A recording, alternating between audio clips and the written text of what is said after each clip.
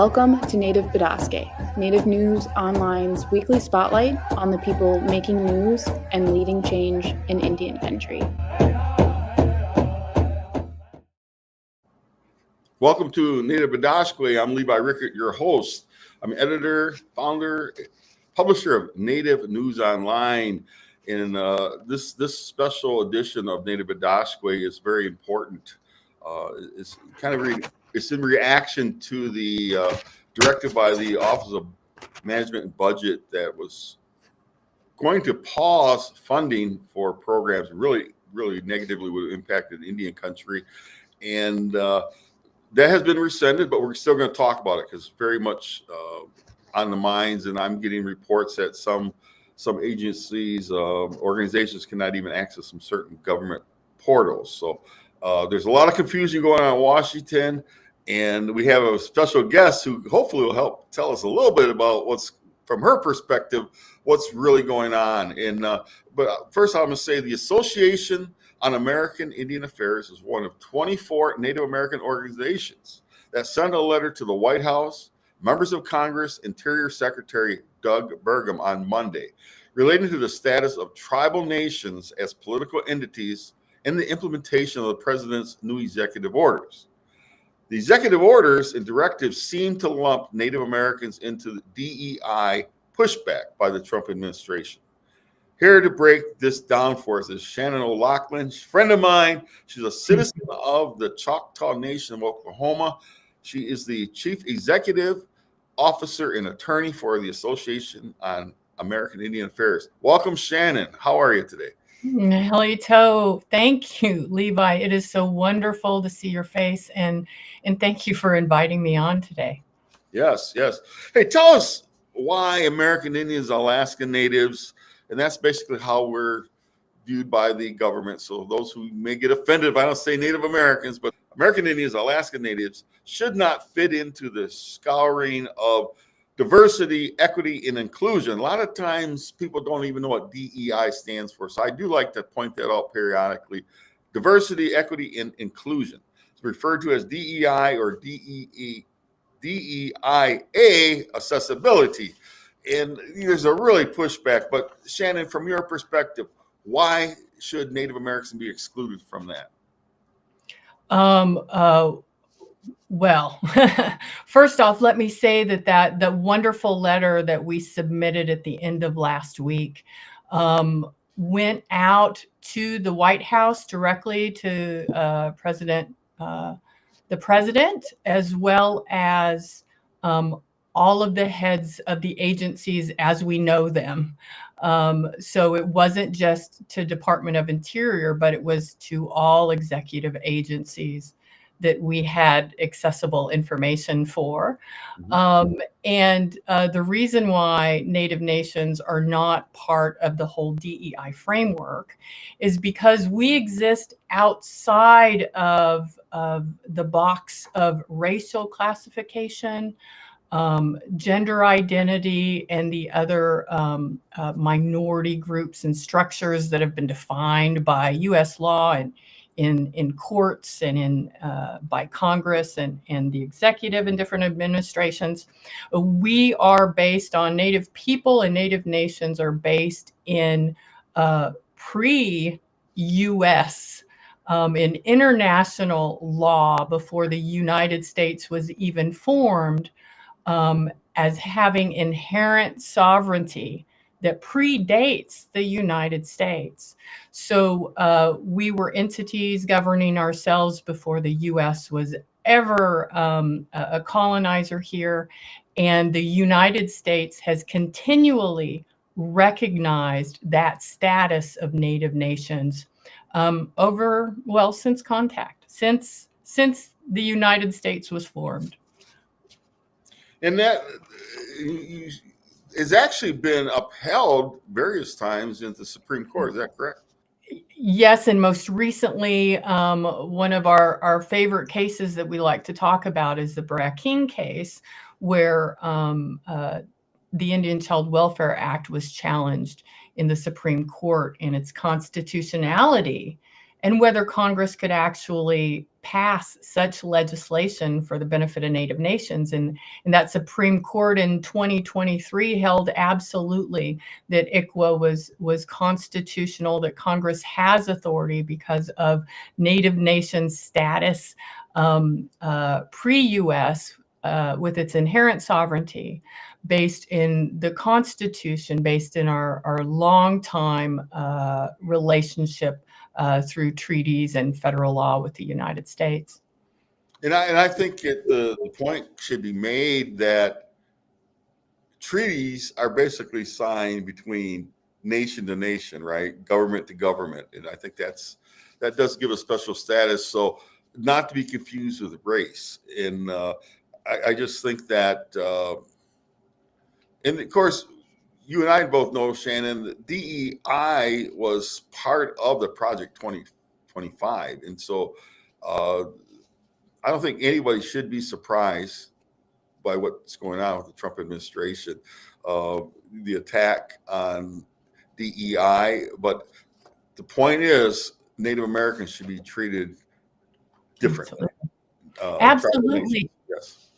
And Levi, even before we sent that letter, Yes. the Department of Interior, I actually got a hold of a memo referring to order number 3416 that was created to send to all of its folks in DOI about how the DOI was going to implement these, tearing down all the DEI policies in the agency.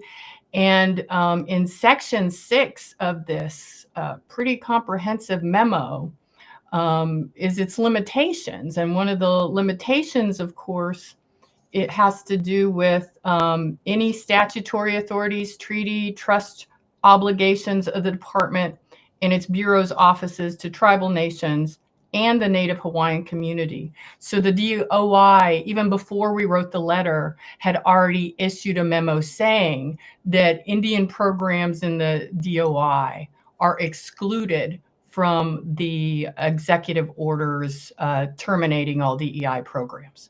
Well, that's good news. That's good news. It's good news, but we have not yet seen, because so many things are closed off to us from the federal government, we can't tell how other agencies are handling Native Nation programming. And it's just consistent regionally, nationally, and among the various agencies in the federal government.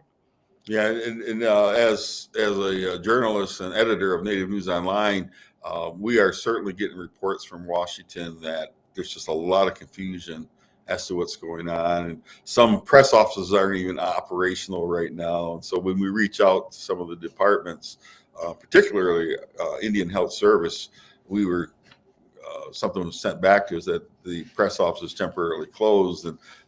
And that does happen during transitions. We understand that, but usually it's a much shorter window. And so we're going on 2.5 weeks now of this new administration. So hopefully we can get it ironed out. And I'll say this, that this DEI really spilled even into the Pentagon. We ran that story last week where there was a department within, not a department within the Pentagon, because it's the Department of Defense, obviously, but some agency within there basically has said they're going to do away with recognizing Native American Heritage Month. So we kind of laugh about that. We celebrate who we are year round anyway, but that is just kind of far reaching as far as I'm concerned. And it's just, let me just be blunt, ridiculous. We are who we are. Americans should celebrate our diversity instead of trying to push back on our diversity. That's my comment. Tell me this, why was the association so willing to sign the letter that went out? I was pleased to see your logo on there. Yeah, for a lot of reasons, of course. One is that we work in unity with other Native Nation organizations and tribal partners. So We want to always uplift the work being done by so many strong Native organizations to make sure all of our rights and our programs and our funding is protected and secured. So absolutely, I'm going to join my fellow Native orgs in expressing our rights to the administration. And we're going to do that at I know the association is going to do that at every chance we get. And another reason is because it's true, right? We need to, I think all of us who've worked in Native country and in work at the Capitol in Washington, D.C., know that we constantly have to re-educate at the beginning of every administration about who we are as Native people. Why? Because our public education system has always failed teaching about who Native people are. Most people don't know anything about the important treaty relationship and federal status that so many Native nation governments have. We have to re-educate constantly. So this letter is one more time re-educating the administration. Remember us over here. We are your equals. We are your government to government relationship, right? We're not special interest groups. We're not membership organizations, but we're true sovereign nations in the U.S. system. Government to government. Yes. And Shannon, after the directive went out a week ago Monday by OMB that basically would pause federal funds, grants, loans, etc. I was actually at the Seminole Renewable Energy Conference in Hollywood, Florida, and by 8 o'clock the next morning, it went out on Monday evening. By 8 o'clock the next morning, tribal officials who were in the room were basically in a panic, kind of in a. When I say panic, I kid you not. Some I didn't see till around noon, and one particular woman told me that she's a secretary of a tribe in Oklahoma, said that she was up in her room on the phone with the tribal council and I think the CFO of the tribe basically talking about how much money, because there was a 5 o'clock deadline that they had to put out money, the portals would be closed, and then some were discovering the portals were already closed to access the funds, and so we know since then it's been rescinded.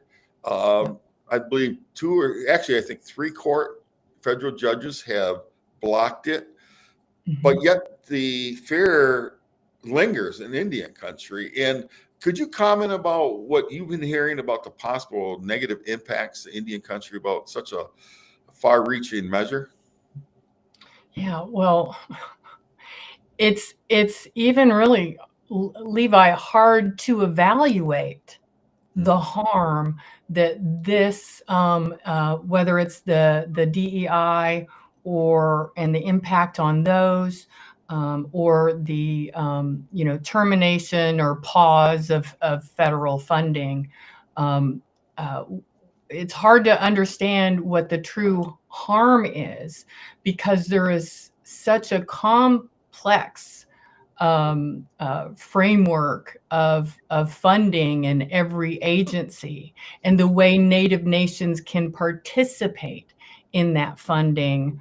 In addition, there's also services and monies that are provided to individual Indians because of their status as Indians. So it's unclear, I think, with all of us, how this is going to affect any particular nation, because every Native nation of the 574 federally recognized tribes, their governments are set up differently. The programs and funding they use is all diverse and different. And so what may be a problem for one nation may not be an issue for another nation. For example, not every Native nation has tribal historic preservation officers, but this is a federally funded program. that has likely been stopped. And we're unsure if those tribes with TIPOs are still able to receive continuing funding, or how that program is going to look in the future. And so I think long term, Native nations are going to need to think really quick about how their operations are funded and how they can help support at least a basic level of governance through this. So it's the least amount of impact for their people. So our tribal leaders are working so hard right now, and I commend all of them, and that we all put faith in them to make good, strong decisions to protect all of our rights and our access to the funding and government programs that we need. It's going to take a lot of work from all of us working together to make sure that everything is going to be supported like we want. Yes. Yeah. And I know that because we're in constant contact with tribes, and we're being, as I mentioned, the word was panic a week ago, but it still lingers to the point that it's unknown. The Muskogee Creek issued an executive order. Principal Chief David Hill, I think it was Wednesday of last week, that basically froze any hiring of any new employees because they don't know where it's going to shake down. Even though it was rescinded in the court orders, as I heard, got back to me that they weren't comfortable with how that was even worded because there's so many unknowns out there. And then I will say this, that they did exclude the health workers because health is very important, obviously, not just Native Americans, but to everybody. But that is one measure. In the Muskogee Creek tribe is a pretty prosperous tribe. And there, I'll be real clear, there are some tribes that are doing better than others because of the longevity. And then there's newer tribes that just got their federal recognition and reaffirmation, whatever word you want to use. And they're smaller and they're not nearly as sophisticated as some of the larger nations and tribal nations. So, and we understand that, and that's true of anything. Just like in business, right? There's some businesses that are much more sophisticated than others, but this was a measure taken by a very sophisticated tribe. So I think it's worth noting. And I guess kind of pivot a little bit, but in your opinion, what's the best way for tribal nations and maybe even all Americans? We get a lot of non-natives who watch this Native Badashquit to push back on this. Drive to eliminate DEI, the diversity, equity, and inclusion programs. What in your opinion, you just speak as Shannon, what's your opinion? How do you push back? I think on the DEI programs and the executive orders that pulled all of that back, I think what we're seeing is, and I'm so grateful, even though I'm a lawyer, I don't particularly like lawyers, but I'm really grateful. I'm really grateful. Hey, that's a whole different discussion. But go ahead. But I'm extremely grateful for them right now because that's what we need. So much of the legislation and programming. Let me back up. Many of the executive orders are not likely legal because they attach to either congressional authority or some other sort of authority that the executive does not have power to change or shift. So there is a lot of litigation happening now. So one big call of action is we need to support all of our lawyers to get these things in court. That has been one, I never thought I'd say it, but that's been one, I think, silver lining is that we're seeing federal courts upholding the law and pushing back, or at least having temporary pause on some of these executive orders. So not all of these executive orders are legal, but the ones that are related to DEI and are legal, I think we have lost those in this administration. This administration is not interested in treating or creating equity among people with differences, period. And so, but as far as Native Nation rights, we don't fall into that. So we have a special power. We are really empowered to help protect our cousins and other brothers and sisters that may not be as fortunate as we are as federally recognized Native nations recognized by the U.S. We have cousins that aren't recognized. And we also have others, Black, brown, and otherwise, who LGBTQ two-spirit people, and so many of our women leaders that we all need to support and get behind, and not allow. I guess we just need to continue to treat each other kindly and with respect. I think maybe that's the call of action that we may be forgetting about, is how we treat one another through this. We're all scared, and every day is going to bring a new challenge. And so we have to lean on and depend on one another and treat each other well, so that we can make it through this one. And I am absolutely confident Native nations have always been here and will be here after 4 years. We'll still be here. Yeah, I love the resilience of our people. Yes. I will say that. Yes. It's incredible. When you look back at history, it kind of sometimes it actually brings tears to my eyes when I think about the resilience that we are survivors, and that's the strength. And and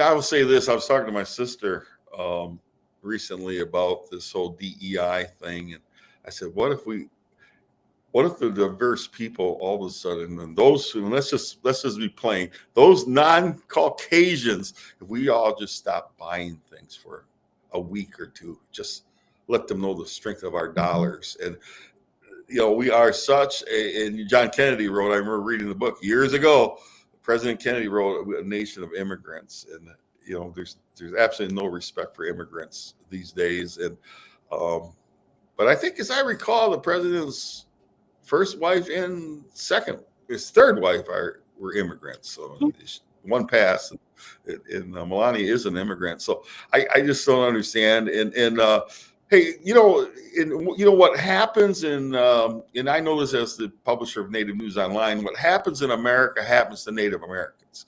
And this crackdown, the ICE raids, are impacting lives of American Indians. I heard just this week, former journalist up there in Ho-Chunk Nation, Ho-Chunk, was stopped, detained, and questioned, wanted to prove he was an American. And of course, Navajo Nation got a letter that we're working on a story right now about South Dakota. The Catholic bishop said that somebody showed up with no license on the car and questioned one of his priests last week, and is trying to figure out. And so I guess to our viewers, carry your tribal cards and driver's license, your ID, so you don't have to be harassed. I think it's part of the thing. Anyone who's dark, maybe they will try to think this. But Shannon, why don't you comment on that in terms of what do you think is really going on with this? Again, I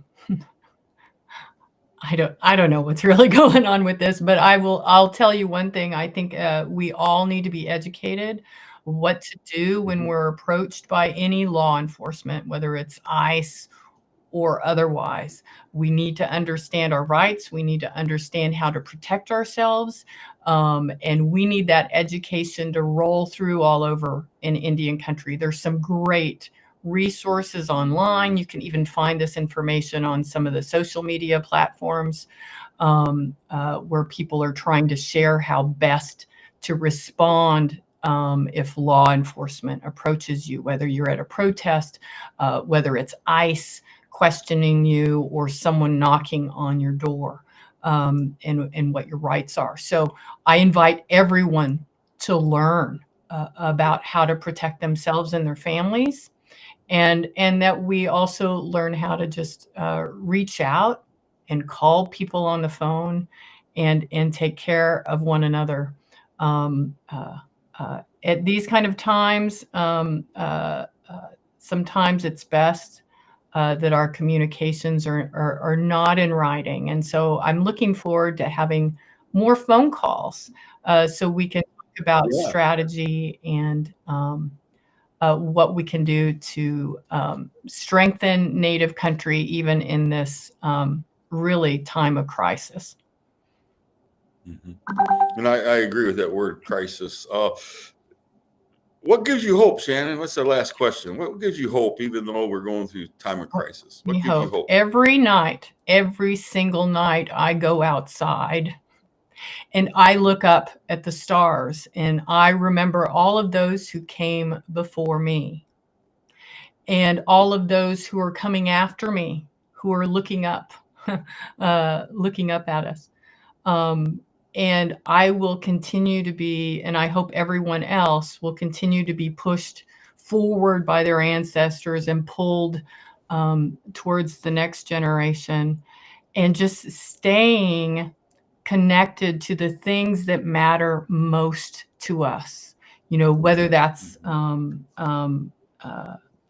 participating in our tribal traditions at powwow with dance, song, and otherwise in community, or if we can just if we only have time to take with ourselves to go outside, look at the stars, or maybe write a gratitude list. We each have to keep our own strength and mental health through all of this. I mean, anyone working in Native country is used to be constantly kind of hit on the head because we're constantly not necessarily the winners in a lot of battles, but we've always won in the long run. So in the short term, things may look difficult, but we never know the things that we do today, what effect they're going to have 50 years down the road or 10 years down the road. So we just have to continue, do the things we need to do to stay healthy and remain hopeful, and not be afraid to voice our truth. Those are great words. Very good words there, Shannon. Thank you so much. And to our viewers, thank you, Chi Miigwech, for tuning in to another episode of Native Adashkwe. This year, Native News Online has adopted the tagline, Warrior Journalism, Defending Tribal Sovereignty. Let me repeat that. Warrior journalism, defending tribal sovereignty is very much needed in these days of crises. But as Shannon said, look up and you thank the Creator for where we are, and we are resilient people. So we'll be back next week with another episode of Native Adashkwe. In the meantime, young ones, hug those elders of yours, and elders, take good care of those babies as they grow, because you got to teach them the right way. Chi Miigwech, we'll see you next week. If you appreciate what we do here at Native News Online, we invite you to donate to support our continued work covering Indian country.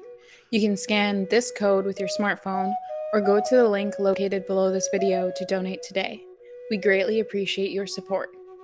Please be sure to subscribe to our YouTube channel and follow us on Twitter, Facebook, and Instagram. And be sure to scan this code or go to the link below to subscribe to our newsletter.